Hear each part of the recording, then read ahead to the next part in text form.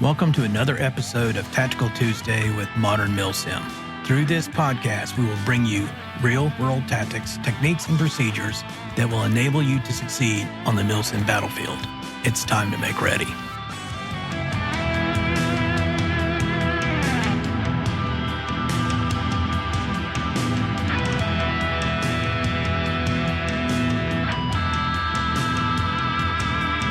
Hello, and welcome to our first bonus episode of Tactical Tuesday with Modern Milsim.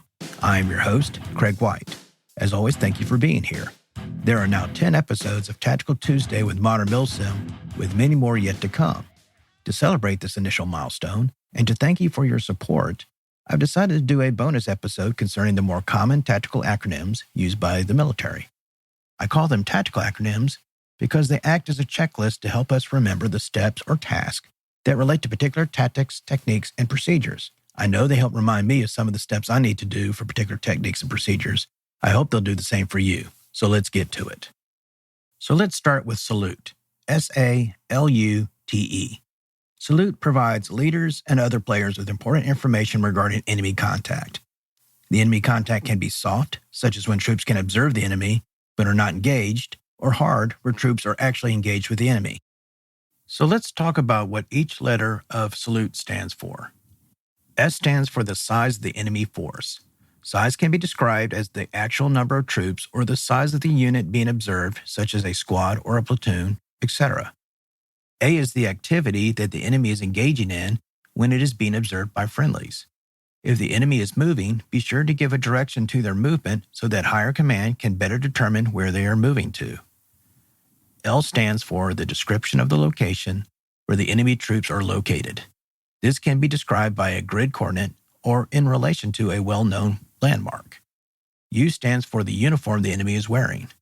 This is important when you're attempting to identify specialty units such as special forces. T stands for the time when the observation of the enemy takes place. This can be expressed in how long ago the enemy was observed. If the unit is currently in contact with the enemy, time can be expressed as time is now. And then finally, E stands for the equipment that the enemy is observed carrying or using. This includes the description and number of weapons and specialized equipment you observe the enemy using or carrying. Typically, salute reports are provided via radio to friendly leaders.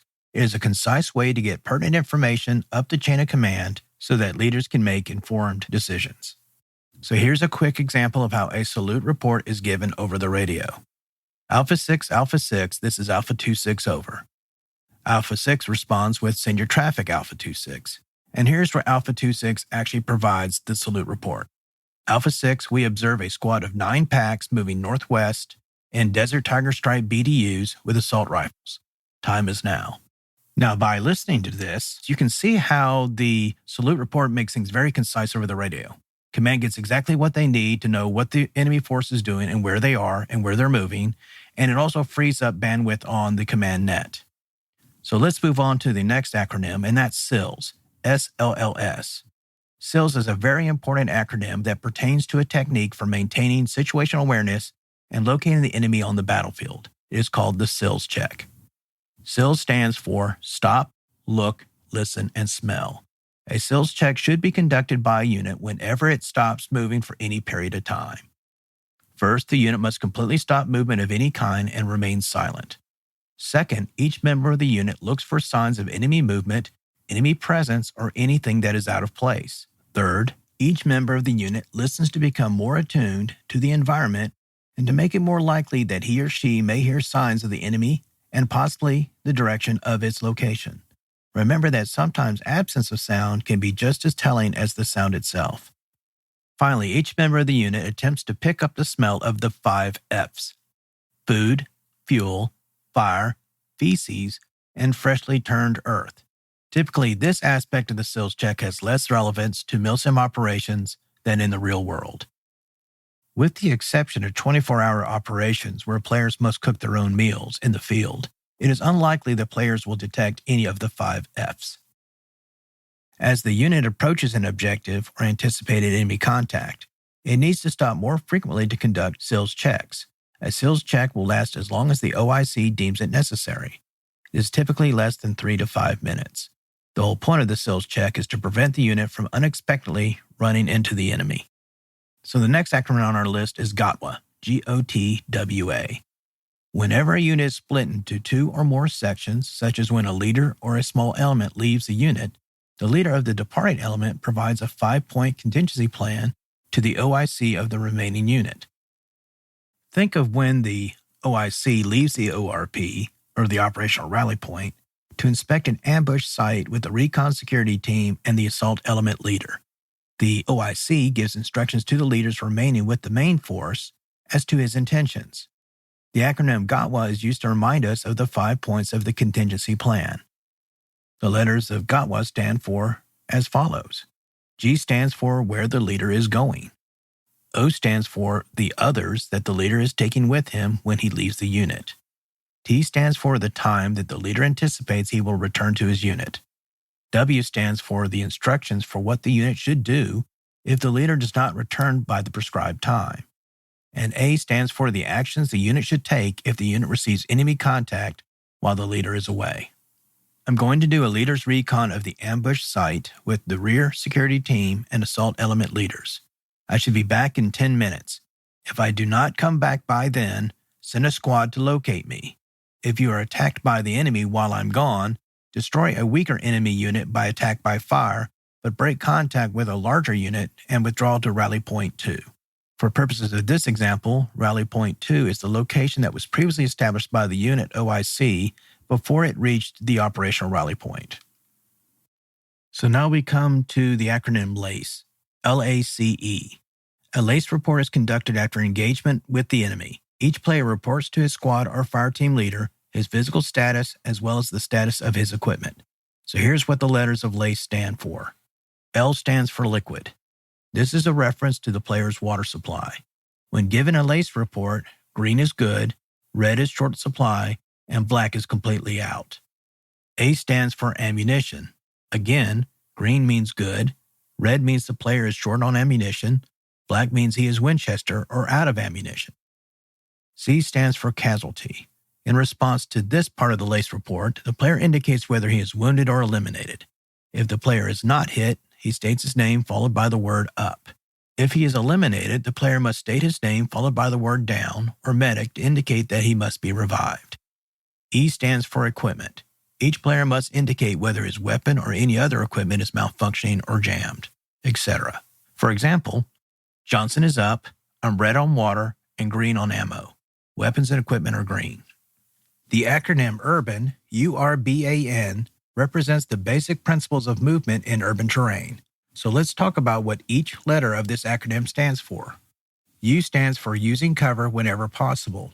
Using cover in this context means that the OIC of your unit should use covered routes, including buildings, to move in urban terrain. The unit needs to use routes that will not block or mask suppressive fire from friendly overwatching units.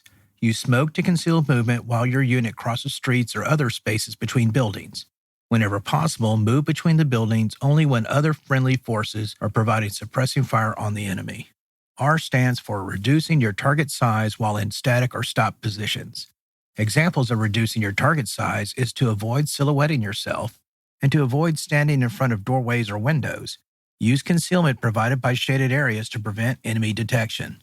Finally, take a knee or go prone when your unit stops. B stands for bypassing doors, windows, and corners while moving to a target building. The unit should move in file along one or both sides of the street with overwatching fire from support weapons. As the lead man of the file comes to a window, door, or building corner, he holds cover over the danger area within the building or around the corner without telegraphing his position with the muzzle of his weapon. As he does so, the next person in the file takes on the lead man of the formation. Once the formation passes the danger area in question, the player covering that danger area rejoins the formation at the rear. A stands for avoiding bunching or bogging down. You need to maintain dispersion between you and your buddies. Bogging down occurs when a leader cannot make a decision and/or where the unit comes into enemy contact. The unit must avoid remaining in a static position too long because that may allow the enemy to gain the initiative and surround the unit. The unit should also avoid bunching up because it decreases unit security and situational awareness. By bunching up, the unit will make itself a tempting target. A single support weapon burst or a grenade may eliminate most, if not all, of a bunched-up unit. N stands for navigating to your objective by using routes where there is a low percentage of enemy contact.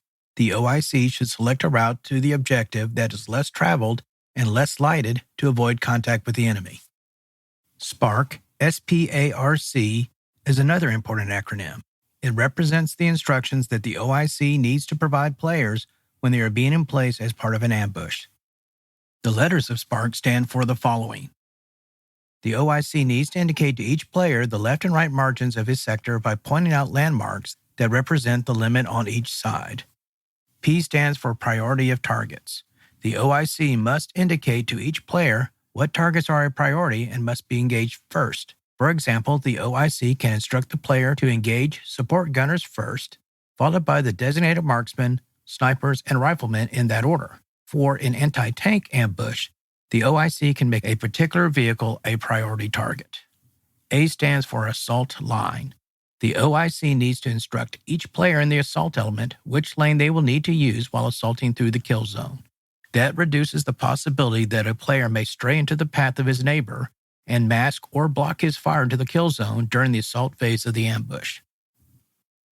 R stands for rate of fire. For riflemen, the OIC will need to instruct them whether to engage the enemy with automatic or semi-automatic fire. For support gunners, the OIC needs to instruct each one of them regarding whether to engage the enemy with rapid, sustained, or cyclic rate of fire. C stands for concealed position. The OIC must ensure that each player is properly concealed and is not visible to enemy as they approach and enter the ambush kill zone. This is to ensure that the unit maintains concealment until when the ambush is initiated. This increases the chance that the enemy unit will be completely surprised by the ambush and cannot properly react to it. Now, closely related to SPARC is PINPOINT, PINPOINT. The OIC uses this acronym when he does his initial recon of the ambush site to determine whether it is appropriate location for it. So let's talk about what the letters of PINPOINT stand for. P means that the OIC must pinpoint the location and verify the overall suitability of it for an ambush. I means the OIC must then identify the left, right, and center of the ambush kill zone. N means there are no obstacles that can block fire or assault movement between friendly forces and each point within the kill zone. P means to locate poplars, in other words trees, near the kill zone where to emplace claymores. This step can be skipped where the unit has no claymores to emplace. O means that the OIC ensures that each player in the ambush zone has clear lines of fire throughout the entire kill zone. The next I means for the OIC to identify the positions for the support and then for the assault elements of the ambush. The next N means that there is no dead space between the support and assault elements of the ambush and the kill zone. T means that the OIC must travel to identify the left and right side security team positions for the ambush. So now we come to BLAST. BLAST. BLAST is an acronym that represents the task that each player must perform once the unit completes an assault through an objective, completes the assault phase of a near ambush, and similar attacks. As the unit reaches its limit of advanced, or LOA, he checks off each element of the BLAST acronym. So this is what each letter of BLAST stands for. B stands for Blood Check/Sweep. For MILSIM purposes, this simply means that the player must announce that he is hit so that the medic can come and revive him. L means that the player must turn off any lights that he was using during the assault. Once the LOA is reached, the lights act as targets for enemy fire, and by implication, you become a target as well. A stands for ACE reports. ACE reports are simply a lace report that drops the L. We're talking about ammunition, casualties, and equipment. S means that all support weapons, including saws, must be facing out with interlocking sectors of fire. This is to ensure that if the enemy should counterattack, they will run into interlocking fields of fire by multiple saws. T means that each player must perform a tactical reload to ensure that he has swapped out an empty magazine or partially full magazine for a full one, in case the enemy decides to counterattack. So our next acronym we're going to be dealing with is METT-TC. METT-TC. METT-TC is an acronym used to designate the considerations for operational planning. Typically, operational planning is conducted by an officer or other leader in the force. So the first letter M stands for mission. This is the mission that the unit is required to accomplish. E stands for enemy. What enemy is expected by the unit as it attempts to accomplish its mission?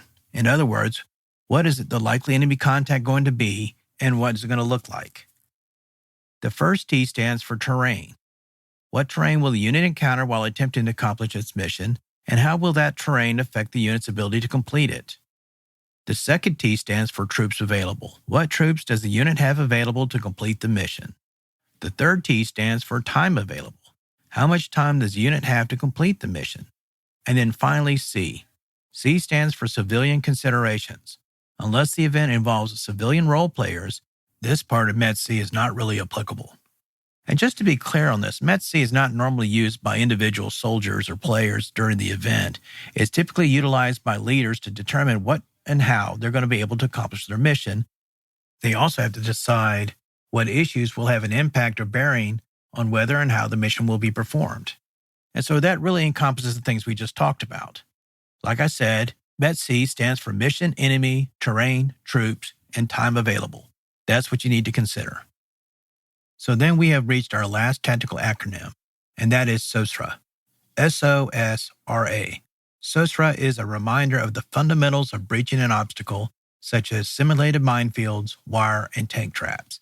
These fundamentals are suppress, obscure, secure, reduce, and assault. So let's talk about each one of these fundamentals separately. S is for suppress. In this context, suppression is the use of direct or indirect fires on enemy troops, weapons, or equipment to prevent or degrade enemy fires and observation of friendly forces. Specifically, the support element for the breaching force uses suppression to protect the breaching and assault elements of the breaching force. The breaching element is the one reducing, in other words, removing the obstacle. The assaulting element then assaults through the breach to eliminate enemy on the other side. We'll dive deeper into breaching obstacles in a later episode of this podcast. O is for obscure. The support and breach elements use smoke to obscure the breach element's positions from the enemy. The obscuration of the breach element's position by smoke hampers the enemy's observation and target acquisition. It also conceals friendly activity and movement. It is especially important to deploy smoke between the reduction area and the enemy. For purpose of this discussion, the reduction area is the area immediately around the obstacle that friendly forces are attempting to breach or remove. This provides maximum obscuration for the breaching force. Keep in mind that obscuration cuts both ways. If the enemy cannot see you, you probably can't see them either. The second S of SOSRA stands for secure. Friendly forces, i.e. the breaching force, secures the reduction area to prevent the enemy from interfering with the removal or reduction of the obstacle in question or the assault element's movement through the lanes created by reduction or removal of the obstacle in question. Usually, indirect fires are used to secure the far side of the obstacle by fixing the enemy's positions, attacking the enemy forces in depth, and if the event provides for it, counterfire support against the enemy. R stands for reduction. Reduction is the creation of lanes through or over the obstacle to allow friendly forces in the form of the assault element to assault through the breach. The lanes must be sufficiently large enough to allow the assault force to pass through them quickly. If the assault force gets bogged down in the breaching lanes, they are very vulnerable to both enemy indirect fires and counterattack. And finally, we have A. A stands for assault. Once the obstacle is reduced, the assault element assaults through the breach. It then destroys the enemy on the far side of the obstacle that is capable of placing or observing direct or indirect fires on the reduction area.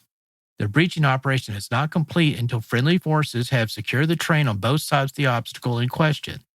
Now, you have probably noticed that I've left out one very important tactical acronym, OCOKA, O-C-O-K-A. That was intentional.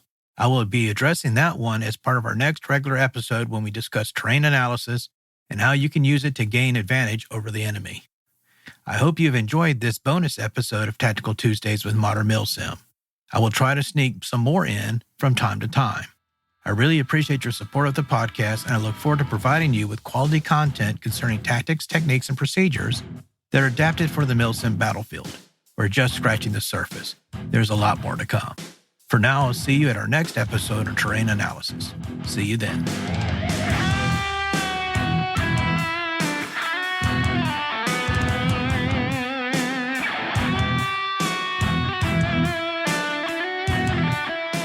To our listeners out there, thank you for tuning in, and I look forward to providing you with new episodes every 2 weeks. If you like what you're hearing on this podcast, please subscribe and provide us with a review. We want to know what you like and how we can improve. You can also contact us on our Facebook page at facebook.com/Modern Milsim with any suggestions you may have. In our next episode of Tactical Tuesday, we will discuss terrain analysis and how to use it to your advantage on the battlefield. If you want to know more about application of real-world tactics, techniques, and procedures to MILSIM, please check out From Alpha to Omega, a MILSIM tactical primer and training manual, as well as From Insertion to Extraction, Advanced MILSIM CQB Tactics, Techniques, and Procedures. Both books are available at Amazon.com. As always, thank you for your support, and I'll see you at our next installment of Tactical Tuesday.